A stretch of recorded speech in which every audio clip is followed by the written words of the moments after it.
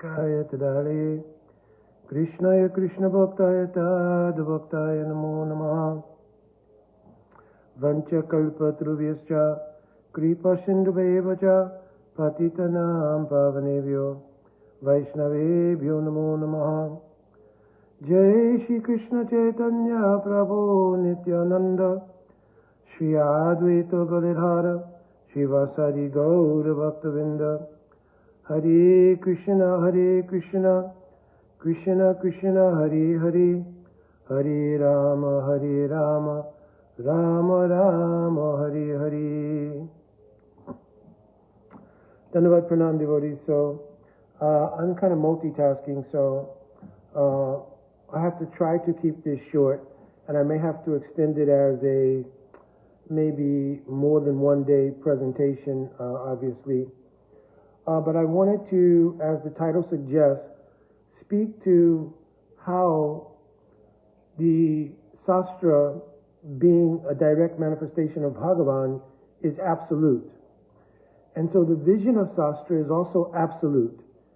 And because the vision of Sastra is absolute, it is not limited by time, place, circumstance, etc.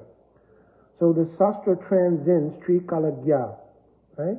It transcends the periods of time, it transcends the idea of time and space. So absolute truth is always true. Understand? So it's not limited by time. So Srimad Bhagavatam, being the Amala Puran, the word Puran actually has one translation, Purana Api Navam. Pura Api Navam. Though being ancient, it has relevance today. Pura Api Navam. What is old is also, or rather something is old, but it is at the same time new. Pura Api Navam. Something is old, but Api, although it is old, Navam, it is still new. So Srimad Bhagavatam fits that criteria. That although Srimad Bhagavatam is ancient Sastra, still the Srimad Bhagavatam has so much relevance today. So I'm reading from the 12th Canto Srimad Bhagavatam, chapter 2, verse 1. The first chapter kind of deals with the history leading into Kali Yuga. So for maybe some persons who don't know, I usually take for granted that our audience is primarily devotional practitioners, but I just want to allow that for those who don't know, the period which is called Kali Yuga is a period in which the least spiritual potency is available and the maximum degradation gradually increases, and so it is just a very dark period. Sort of, if you were to look at the different ages like Satya Yuga, the Golden Age, or Treta Yuga, Dwapara Yuga, and down to this Kali Yuga, if you looked at them like seasons, this would be a season of tremendous turmoil, anxiety. It's actually described directly in Scripture, Manda Sumanda Matayo Manda Bhagya Hu Badrita. That in this particular age, people are very short-lived. They are always subject to quarrel and argument. That they are very easily swayed by material energy. So I'm paraphrasing that verse.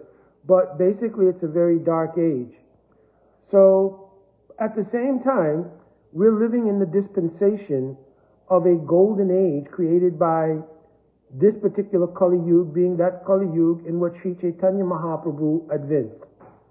So because of the advent of Sri Chaitanya Mahaprabhu, there is simultaneously the greatest spiritual availability, the greatest spiritual aspirations can be filled, all the way to the highest realm of spiritual ideal, and at the very same time, it is the most degraded age in the sense that it is Kali Yuga. So usually whenever you have the height of something available, the antithesis of that will be there, which means that the lowest thing will also carry some extreme degree of being low, right? So if the highest thing, the power of the highest thing is made available, the strength of the lowest things as a parallel or as a opposite dynamic will also be there. So this Kali Yuga, though it is completely ripe with the possibility of obtaining the highest spiritual goal because of the advent of Srimad Mahaprabhu, at the very same time, it is intensely degraded.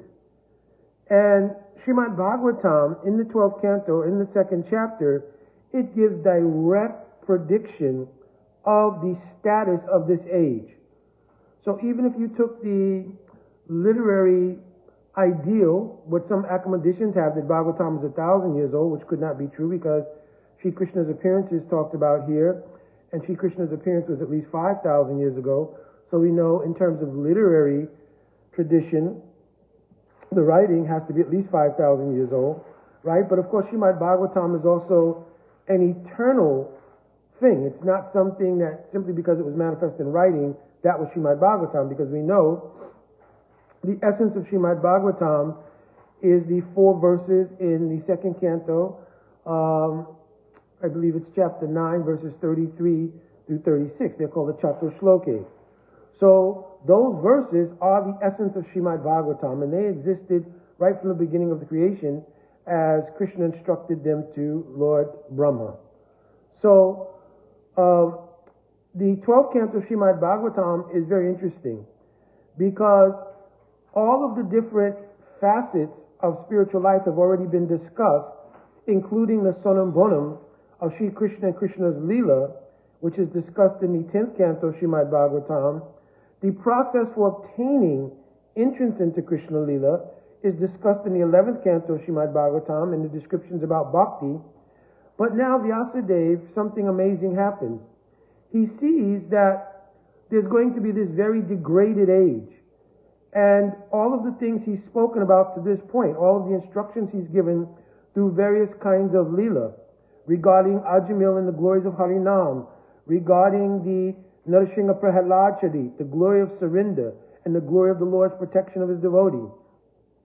What he spoke of in Dhruva Charit, what is determination, and what is the comparison of the material world when one realizes spiritual pursuit, right? Or especially the result of spiritual pursuit. So in this way, going systematically through Srimad Bhagavatam, so many different instructions have been given, culminating in realization in the 10th canto of the Ashraya Jatiya. Ashraya Jatiya here means the shelter of Srimad Bhagavatam and the shelter of all life, so to speak, which is Sri Krishna, Sri Krishna's Leela, and especially Ashraya Jatiya here means the glory of the prem or love of Srimati Radhika.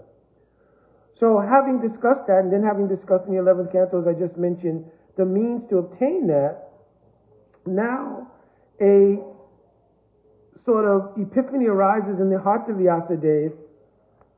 What will happen since this age is going to be so degraded? How will people get the ability to accomplish this great gift that Srimad Mahaprabhu has brought?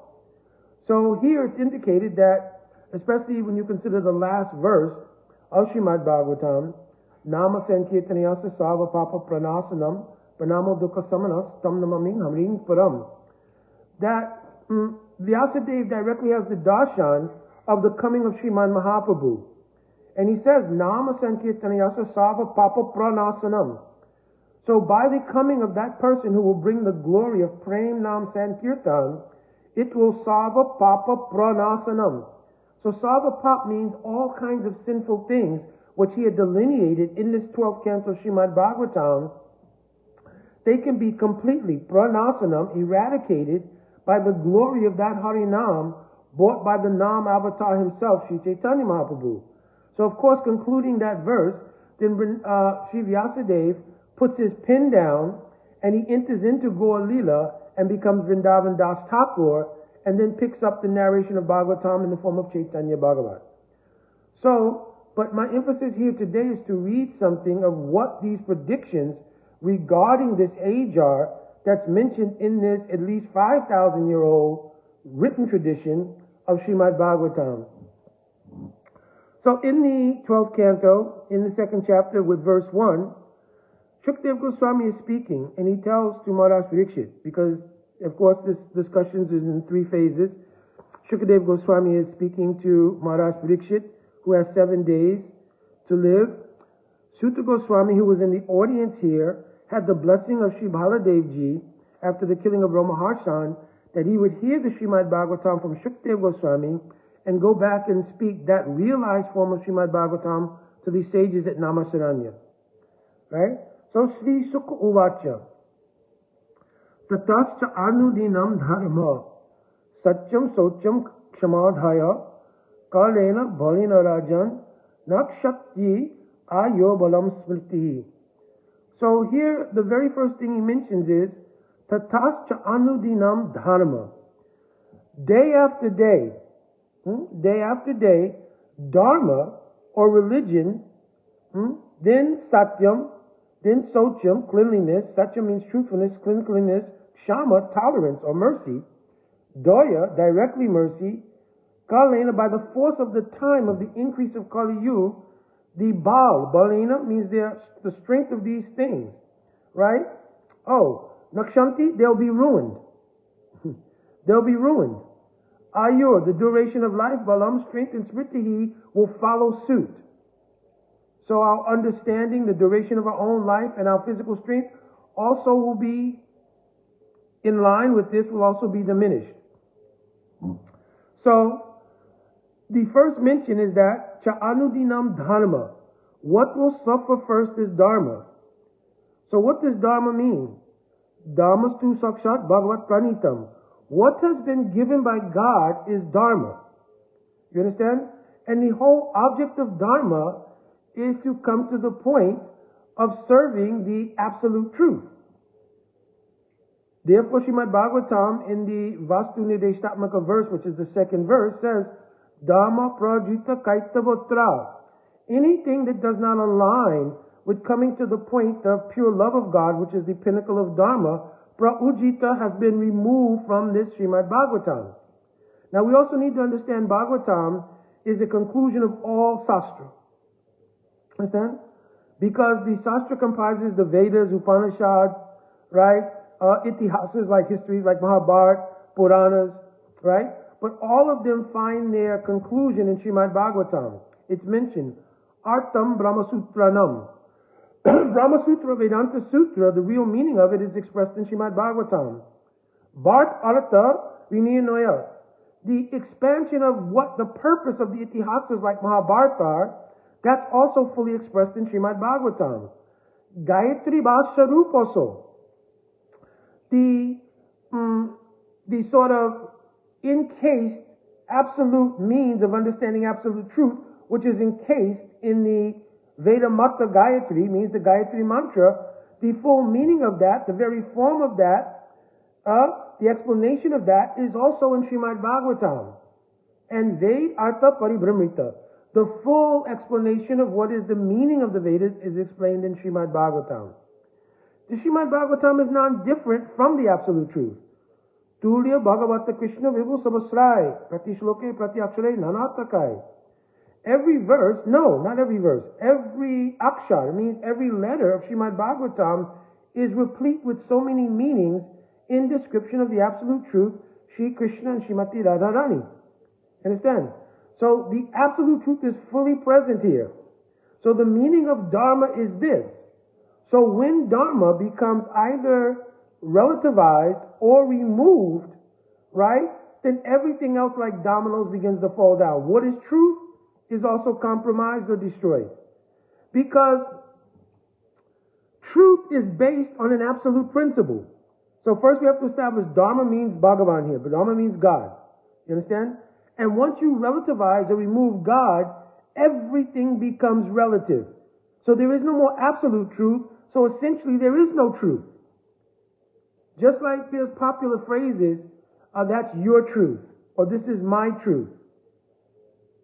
But I'm quoting a famous jazz musician. I had a career as a musician, and a very famous jazz musician. His name was Les McCann.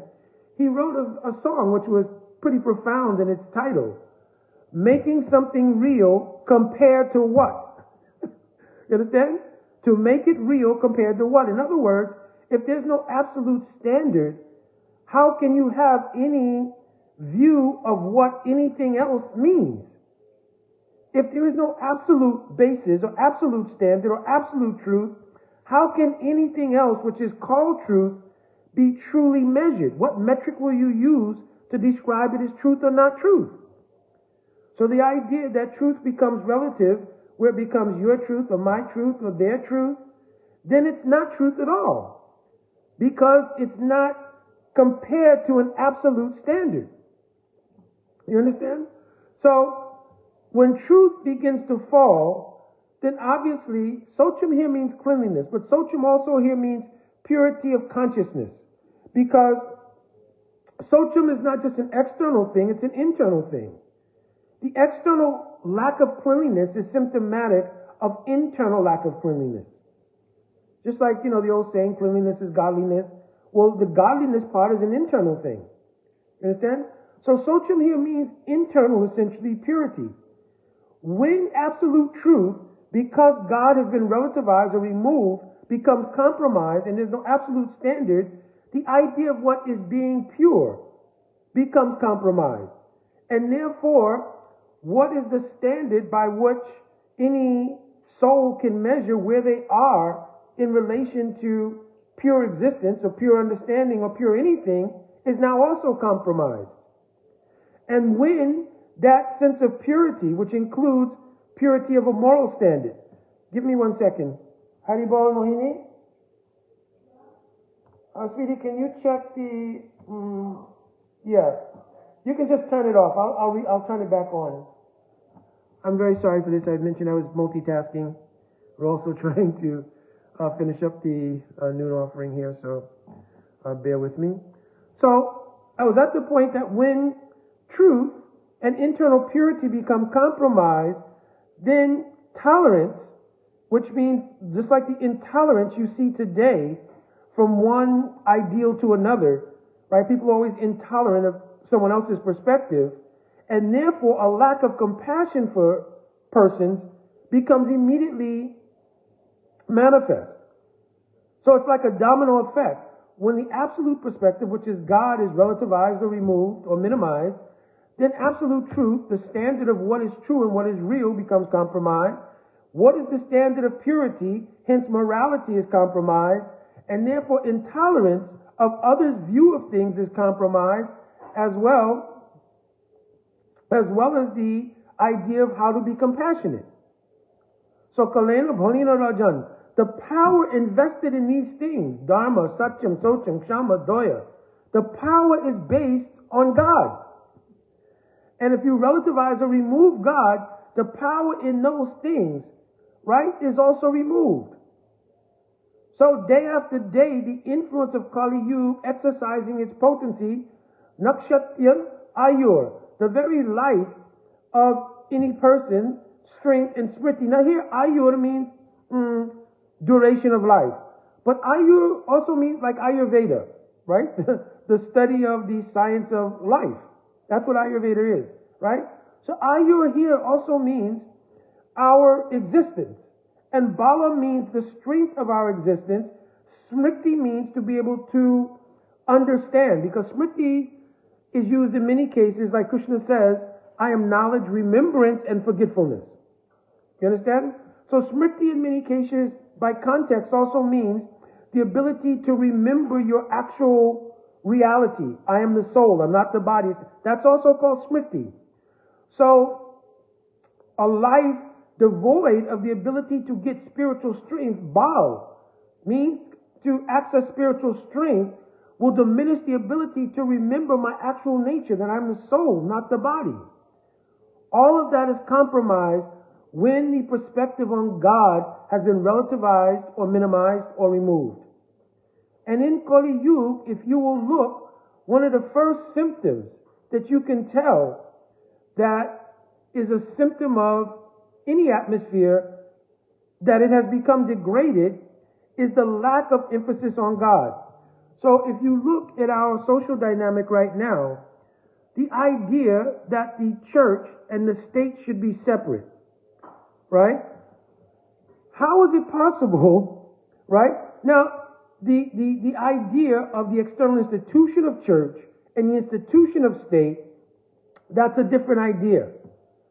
But nowhere in any civilization of antiquity did you see that there wasn't a synthesis between rulership and divinity.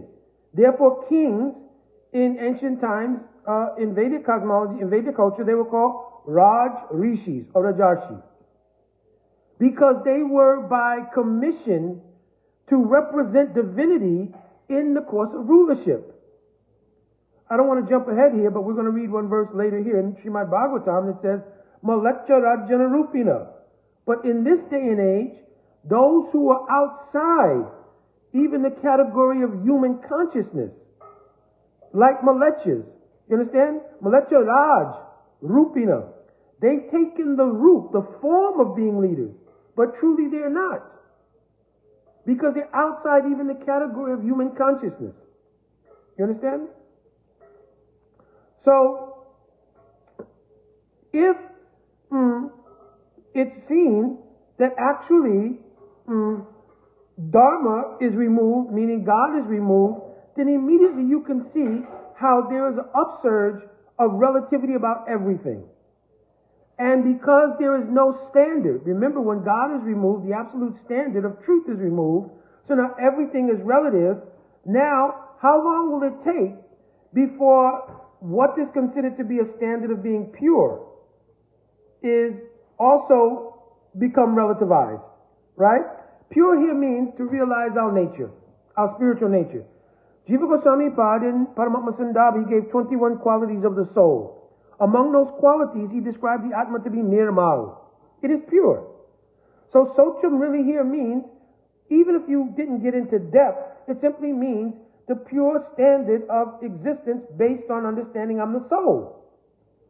But when you look at all kinds of dynamics going on in the social fabric now, everything is not based on understanding I'm the soul, but it's understanding I'm the body, and void of an absolute standard around everybody's particular karmic portfolio, because every single person who identifies with the body also identifies with that particular karmic portfolio they have. You understand? So everybody's thinking, whatever this karmic iteration I'm in, that's who I am. And all of the different things that have come along with that karmic iteration, right? All the things that come along with that, they identify with. So naturally, because now there's not an absolute standard, you certainly will get kshama, intolerance, that another person's karmic package doesn't align with my karmic package, and there'll be bumping of heads or fighting or arguing. You understand? Therefore, later on, it will say that in the Kali Yuga, there'll be so much quarrel and hypocrisy and so many other things. So Srimad Bhagavatam was exactly predicting what will happen in terms of the things that we're seeing. The fact that Mahaprabhu has made his event in this Kali Yuga is an internal spiritual reality. You understand? It didn't mean that the influences of what this Kali Yuga won't happen. Now, certainly in the Bhavishya Purana, it's mentioning there'll be a golden age, an age when the influence of the Kali is not so strong.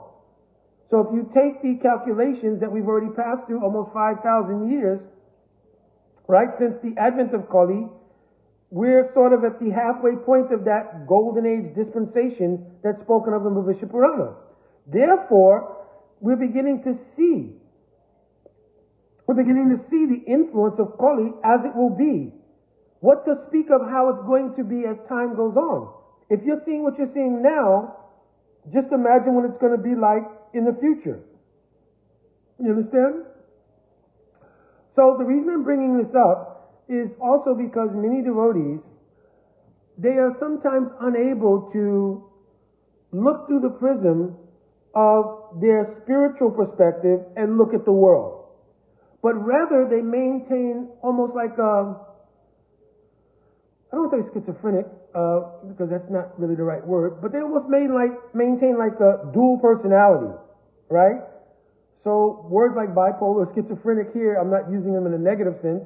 I'm using them in the sense of having not concluded being situated in a spiritual identity. I'm the Das of Krishna. My entire worldview, life view always comes from that perspective. But rather a person also identifies yes, I'm the Das of Krishna, but I'm also so-and-so, and I'm born in this family, this culture, this race.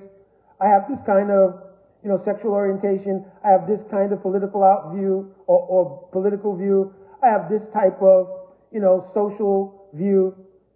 And so people sort of exit their primary reality, which is their spiritual reality, and when they consider things within the material arena, they immediately go into the alternate personality of identifying with all of those things.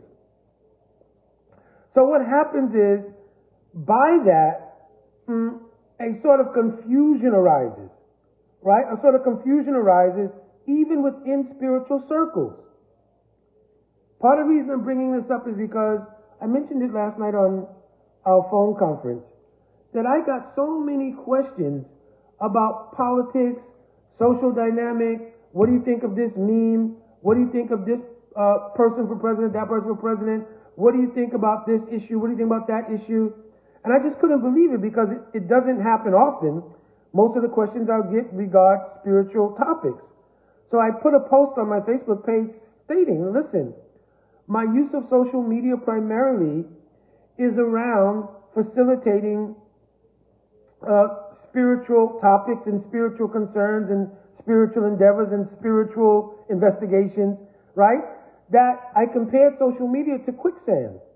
Once you get outside of yourself, meaning if you're a devotee, your spiritual nature, and you start to deal with all kind of external issues and allow the ahamkar, right, which hopefully we've started to leave behind, but we allow the ahamkar to be strengthened and reassociate and re-identify with all of the things related to our karmic package or our material existence and become embroiled in all of these different things. It's like quicksand.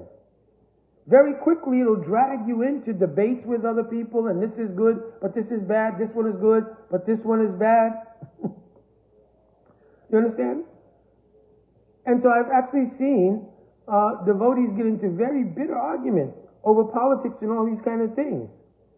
And I've equally seen devotees get into sort of bitter arguments about people not being political. Like one person had written me and asked me about something political, and they wanted me to put it on my regular question and answer forum, and I responded to them personally, but I told, listen, and this was like almost maybe close to a year ago, that I don't really, again, use social media as part of anything other than spiritual seva. So my seva is to serve my Guru Dev and Guru Parampara in terms of serving Hari Katha and serving, mutual association with other aspirants to accomplish what our goal is, which is to obtain love of God. This is my purpose in life. What to speak of my purpose in dealing with social media or anything for that matter. So the person wrote me back and said, this is like spiritual bypassing. So of course, I've heard about this term years ago, spiritual bypassing. And I wrote the person back and told them, this is not spiritual bypassing. This is being spiritually situated. It's not spiritual bypassing. You understand? Because when you really look at the reality of a lot of these things, many persons who want to be involved in and speak on it are not even fully acquainted with the realities of the issue itself. They're only going on whatever socially engineered information they've digested from mass media, and they don't truly have a deep insight into the backdrop of the agendas that go on behind these things and so forth. So even getting involved in the conversation is not only spiritually not favorable to our advancement, but even materially speaking, most people are not equipped with enough depth of understanding of all these things to get into a discussion that would be fruitful. So therefore, on two counts, both materially and spiritually, it becomes really a waste of time in many cases. So I decided that I would do some reading, and unfortunately, because of multitasking today, I'm going to have to kind of leave it here. But at least maybe I'll start to go over a couple of verses day by day, and maybe try to make it situated where I'm not up against the clock in terms of other seva. But even looking at this one verse today and the breakdown of this verse, we can see that actually all of these things are there in our spiritual paradigm. And how we should see them is also present in our spiritual paradigm. And there's no need to vacillate back and forth between material worldviews and spiritual worldviews. We should stay in the absolute space. Stay in the absolute space. And then look at these things from that perspective. Understand? And also, it's not that the nuances of issues won't be informed because we have like a blanket view, right? Because one of the other things that comes up is that when you look at things from a religious perspective, you're only getting one side. You don't get the nuances of a particular issue. That's not true. It is especially not true in bhakti. Because bhakti is an absolute thing. Nothing will be outside the purview of bhakti. There's nothing unexplainable within the realm of bhakti. Everything has a perspective. The depth and maturation of the devotee may come into play, but certainly within the framework of bhakti itself, because it is an absolute truth, there is nothing like certain nuances that are missed. You understand? And just for example, these are the kind of ideas that led devotees to assess that pure Vaishnavas like our Srila Prabhupada or other pure Vaishnavas, though they may have expertise in spiritual life, may not be so expert in material dealings. You understand? So this kind of critique has started to emerge because people will say, well, maybe Srila Prabhupada, he was a pure devotee, obviously, and he was very fully conversant with all the spiritual things, but he may have missed some nuances in the social dynamic, material social dynamic. But actually, if you go back and you look deeply, Srila Prabhupada has not missed anything in the material social dynamic. The perspective of those who vacillate back into material consciousness is obfuscated the ability to see the perspective of Srila Prabhupada on the nuances of the material social dynamics. You understand? I really am apologetic, and I thought, should I start this or should I not start this because of pending services? I'm getting calls and everything else. I think what I'll do is I will leave this here for today, and maybe perhaps in a more relaxed way pick it up as time is definitely permissible to really go over, because these verses in Srimad Bhagavatam are very, very amazing insights into this Kali Yuga. And if you're able to understand what's going on, it gives you a much better opportunity to stay situated in your spiritual space and look at these things for what they are. If you lose that contact with absolute spiritual posture, then you'll become subject again to the rise of your material conditioning. And in that material conditioning, the faults of Shama and Doya, Nakshati Ayob Halam, right? Or Kalena Bhanina, the lack of strength in your ability to tolerate others, your ability to be compassionate, will all be affected.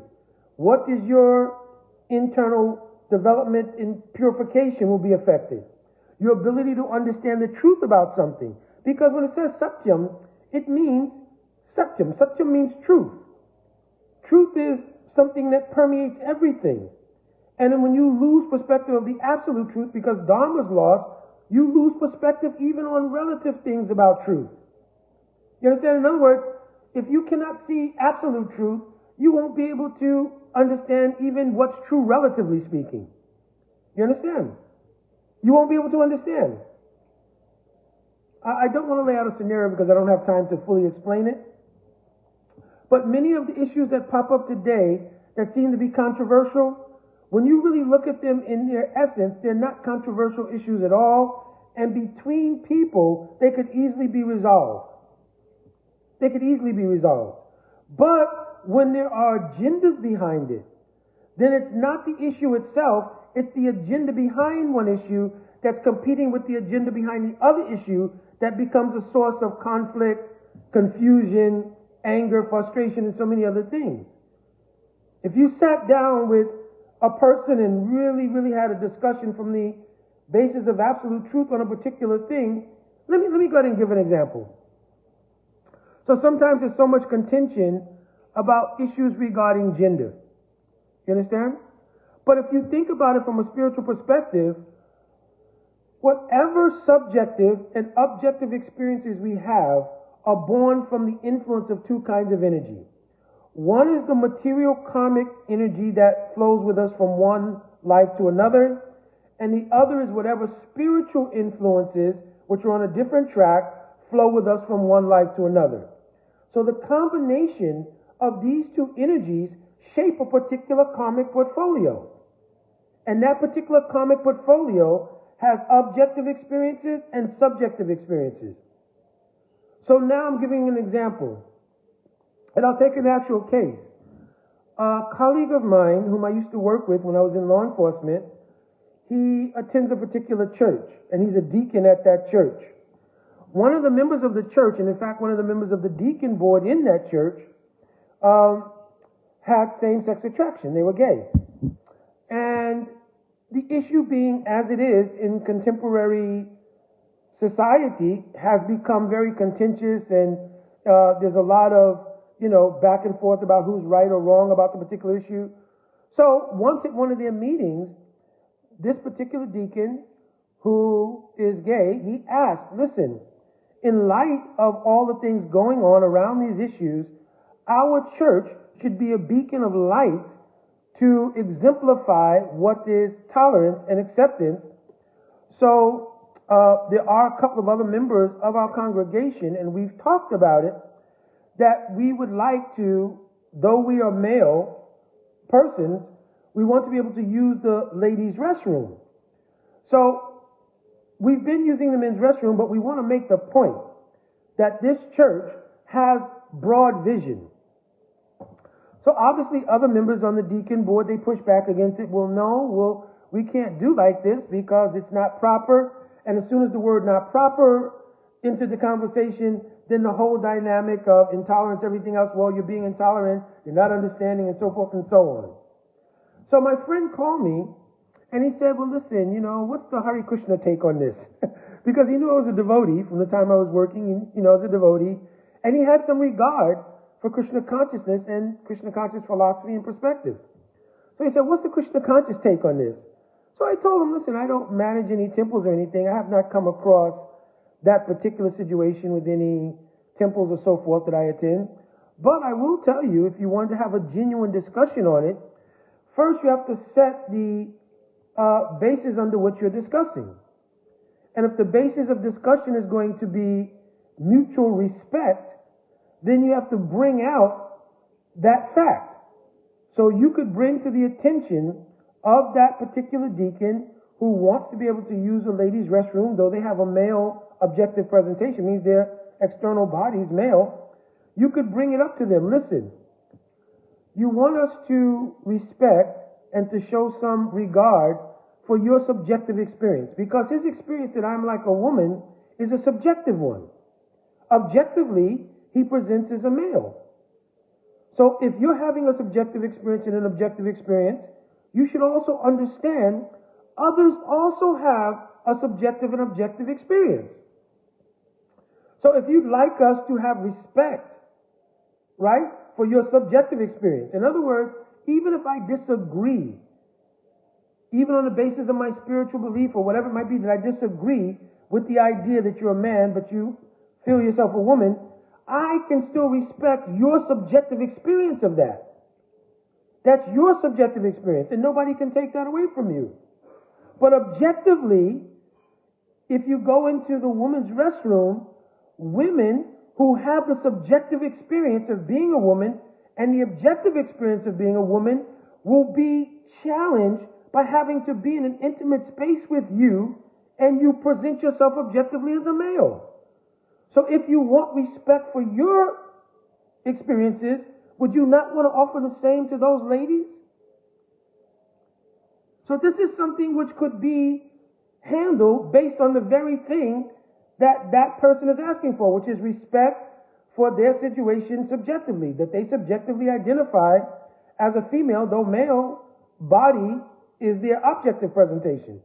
Well, these ladies who have to use that restroom, they may subjectively and objectively, right, identify as a woman, and for a woman to have to share an intimate space where there's revelation of your intimate body parts, that would be not respecting that woman's experience.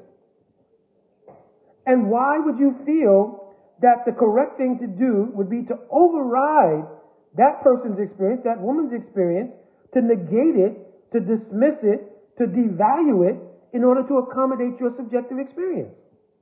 Now, if anybody hears that simple conversation, if they are genuine, if they're not working from an agenda, that completely makes sense. That completely makes sense. That actually everybody has objective and subjective experiences. If you're asking for respect of your subjective experience, then respect other people's experience. And because people have a subjective and objective experience, it doesn't immediately make them phobic or angry or hateful or anything else. It's their experience. Now, somebody could start to give the argument, yes, but in the absolute dharmic perspective or the absolute religious perspective, this is wrong. But here, it doesn't accommodate the idea, like in bhakti, we understand what is karma. And somebody's karmic portfolio is simply the combination of false egoism and a gross body that's based on previous activities. So in your false egoism, which is the container of all of the aspirations and activities from your previous life, in your next life, you'll be given a body and a subtle body which accommodates exactly what your sort of karmic portfolio is at the end of the last life. So it's very possible somebody comes into this life where they have certain aspects that present itself as male and other aspects that present itself as female. Now that's just their karmic portfolio. And it's on them to work with that karmic portfolio. But you can't impose that on other people. You understand? Other people have their own karmic portfolio. You understand? So we can't impose that. But now, speaking to Shama, tolerance, and Doya, mercy, we can express tolerance and mercy by saying that's your subjective experience. And nobody can take that away from you. But you can't impose that subjective experience on the entire objective experience of everyone else and ask them to dismiss it or to negate their own objective experiences. So a conversation like that does at least make sense. If it's accepted or not, I don't know. That's the information I gave to my colleague. Now, if he took that and passed it on within the church, then Hare Krishna. Very wonderful. You understand? But that kind of conversation should be digestible by anyone. And therefore, the whole idea of conflict and so forth around an issue like that shouldn't have to exist. But if there's an agenda behind it, you understand? For instance, if there's an agenda to sexualize a society, but sexualize a society in such a way that it minimizes the production of children because you want a depopulation, you understand? Then you're getting into a whole nother realm of things. So you're not really genuinely discussing somebody's particular subjective, objective experience based on their karma anymore. You're fronting an agenda using those people. You understand? So there's a big difference between that agenda-based ideal and the simple human-to-human experience that can be discussed, reconciled, and therefore come to a sort of resolution where people can exist. Whatever, because everybody's got an individual karmic portfolio. Jiva Goswami told, Pratik Setra, every soul is individual. And every soul's karmic package is also individual. You understand? And until people come to the point where they can understand that they're the das of Krishna, their karmic package along with the ahamkar, which is the seeding or the housing of that karmic package, is in full effect. And I've been speaking very much recently about the fact that even in the life of devotion, devotees have to realize that when you join the path of devotion, it's not that your false egoism is immediately dismissed. People bring their false egoism with them into the practice of devotion. I think 3:29:10, Srila Prabhupada goes over how the modes of nature connected with ahamkar travel into the first stages of aspiration and devotion and manifest practice of devotion in 81 different varieties of the modes of nature. You understand? So until some Sambandha Gyan is established and I'm the Das of Krishna and there's some freedom from false egoism, then it's not like, even when you come to devotion, oh yeah, I'm situated now. In fact, sometimes just the opposite happens. When you bring false egoism with you into the practice of bhakti, then a self-conception of self-righteousness takes place. I'm better than everybody else because now I understand what is God and how I'm situated in relation to God. So now I'm better than the, quote, karmis. You understand? And even if it doesn't take a gross appearance, it subtly remains there in the ahamkar.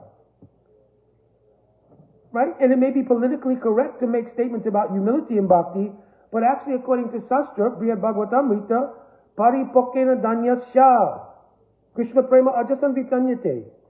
Dainya Bhava, humility, is a direct result of advancement in bhakti. So humility is not a mindset, or it's not a politically correct social dynamic, it's an actual stage of advancement in bhakti. Now, certainly, in the social body, in the collective, you can, if you don't have genuine realization yet, and therefore cannot express genuine dainya bhava, humility, then you can observe social etiquette, right, which is a reflection of humility. You understand? But sometimes devotees, within the false egoism that's still part of their unfoldment in bhakti, they house all these different things in that false ego. Yes, I'm very humble. But then you'll become critical of somebody in a heartbeat. You understand? So anyways, I always say that I have to go, but then I'm going on and on and on. So hopefully this is helpful for devotees who are coming on. I will try to continue because I think this is very important, maybe over the next couple of days, time permitting, to go through the other verses here in the 12th canto because they're so insightful. It's like unbelievably insightful into exactly describing what it is we're seeing today. And if devotees took time to go through this, they'd be able to look at the world very clearly, staying in their spiritual posture, and this is what's going on. Sometimes what causes vacillation from the spiritual paradigm to the material paradigm is uncertainty. I don't really know from a spiritual perspective how to view this, how to look at it. And therefore I jump back into my material paradigm, what I'm familiar with, right? For instance, if I grew up in the African American community, I've understood what is social injustice. I've understood what is racism. I've understood what are all the dynamics that go on in the African American community regarding social issues. But if I don't stay in my spiritual posture and I jump back into the days of studying Frantz Fanon and this person and that person, and then I start looking at things through a prism of my karmic package, then I will more than likely misinterpret many things because I'm looking at it from a relative posture, relative truth, and I've lost that perspective of absolute truth. You understand? So spirituality, that's why in cultures of antiquity, whether it was Africa, India, any culture of antiquity, there was a synthesis between absolute truth and the relative experience of the social material dynamic. And even in science, there was a synthesis between the church and science. Only in Europe in the maybe 150 years ago, 200 years ago, you had this big revolt of the separation of science from the church, right? So I did a couple of videos some time back on what happened with that. But if you really look at it, in any culture of antiquity, especially Srimad Bhagavatam, the whole social dynamic and spiritual dynamic were synthesized. There was no such thing as a separate material dynamic and a separate spiritual dynamic. Just like now, I mentioned earlier, the whole idea of separation in church and state. Well, people could say for clarity of or division of institutions, this is a viable thing. But look at the results of it. Look at the result. If you remove God from the institutional fabrics that we associate with it, like school, like government, and other things, then what are you doing? If you remove God, which is the essential reality of everything, you've made everything relative. So if things are relative, then who will create the metric or the standard for what should and should not be done? That's going to fall into the hands of those who have wealth and influence and the power to execute creating a standard. So by default, they will play God. You understand? As soon as you remove God actually, or relativize God to a point, by default, those who are in the best material position by wealth and influence will play God and create standards. And you actually are witnessing that now in many cases. Understand? All right. My Dandavat Pranam. Again, I'll try to continue with this narration over maybe the next couple of days. I have to just see what kind of services and so forth pop up. All right, my Dandavat Pranam devotees, please give me a blessing to go on in the service of Hari Guru and Vaishnav. Vancha Kalpa Turvishcha Kripa Sindhuvevacha Patitanam Pavanebhyo Vaishnavebhyo Namo Namaha. One thing just before I finally conclude, and that's that we should not minimize the idea that bhakti simply has a stay in your lane feature. So keep bhakti in its own lane. It should never cross into the pragmatics of the world. That's also a very myopic view of what is bhakti. Bhakti is all-inclusive. You understand? And that's why Srila Prabhupada used to frequently make commentary on social dynamics, because he was pointing out the efficacy of bhakti in dealing with various social dynamics. You understand? So I just want to make it clear that our discussions on pragmatic issues is not a detraction from bhakti necessarily, but it is showing the potency of bhakti to actually give insight and actually give potency to make changes, make healing, and other things regarding the social dynamic. Jai Radhe Radhe.